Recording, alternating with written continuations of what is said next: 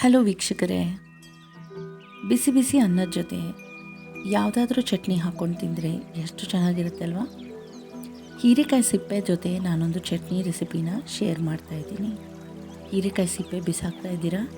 ಹಾಕಬೇಡಿ, ಇನ್ಮೇಲಿಂದ ಚಟ್ನಿ ಮಾಡ್ಕೊಳ್ಳಿ. ಇವಾಗೆ ರೆಸಿಪಿ ನೋಡೋಣ. ಸ್ಟವ್ ಆನ್ ಮಾಡಿ ಪ್ಯಾನ್ ಇಟ್ಟು 2 ಸ್ಪೂನ್ ಎಣ್ಣೆ ಹಾಕಿ, ಎಣ್ಣೆ ಬಿಸಿ ಆದ ನಂತರ ಅರ್ಧ ಸ್ಪೂನು ಸಾಸಿವೆ, 1 ಸ್ಪೂನ್ ಜೀರಿಗೆ, 2 ಸ್ಪೂನ್ ಎಳ್ಳು ಹಾಕಿ ಚೆನ್ನಾಗಿ ರೋಸ್ಟ್ ಮಾಡಿ. ಇದಕ್ಕೆ ಈರುಳ್ಳಿ ಆಮೇಲೆ ಗ್ರೀನ್ ಚಿಲ್ಲೀಸ್ ಹಾಕಿ ಬೇಯಿಸ್ಕೊಳ್ಳಿ.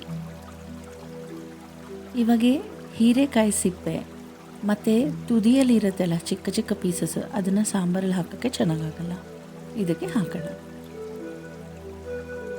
ಇವಾಗ ಮುಚ್ಚಳ ಮುಚ್ಚಿ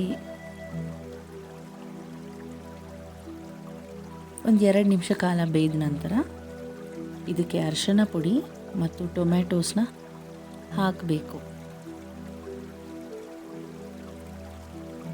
ಇಲ್ಲಿ ನಾನು 4 ಟೊಮೆಟೊ ತೊಗೊಂಡಿದ್ದೀನಿ. ನೀವು ಹುಣಸೆ ಹಣ್ಣಿನ ರಸ ಹಾಕ್ತೀರಾ ಅಂದರೆ 2 ಟೊಮೆಟೊ ತೊಗೋಬೋದು.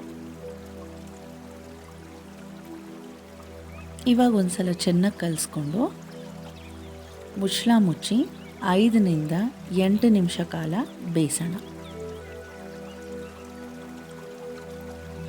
ಅದು ಬೆಂದ ನಂತರ 1 ಸ್ಪೂನು ಧನಿಯಾ ಪೌಡರ್, ಆಮೇಲೆ ರುಚಿಗೆ ತಕ್ಕಷ್ಟು ಉಪ್ಪು ಹಾಕಿ ಚೆನ್ನಾಗಿ ಕಲಿಸ್ಕೊಳ್ಳಿ.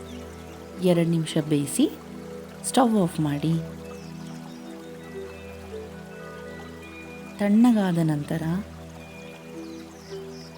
ಮಿಕ್ಸಿಯಲ್ಲಿ ಹಾಕಿ ಪೇಸ್ಟ್ ಮಾಡ್ಕೊಳ್ಳಿ.